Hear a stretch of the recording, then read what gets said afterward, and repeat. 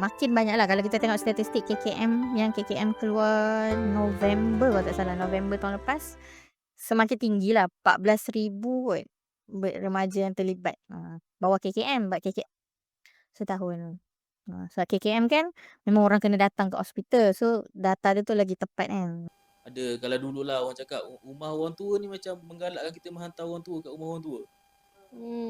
Ibaratnya macam tu. Kalau even sekarang pun stigma tu ada lagi.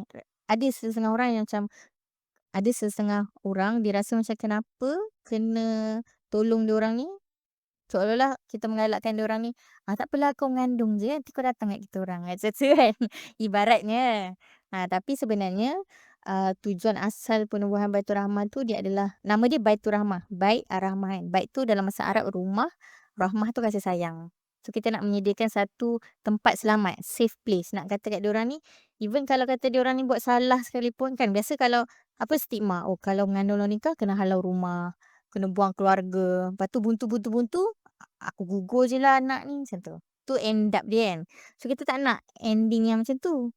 So kita pilih daripada diorang tak ada safe place, kita adakan safe place tu supaya diorang tak apalah dah buat salah, dan kau ada lagi peluang kedua, datanglah ke Baitur Rahmah. Kita kat sini kita jaga dengan penuh kasih sayang, kita bagi bimbingan agama balik, macam tu.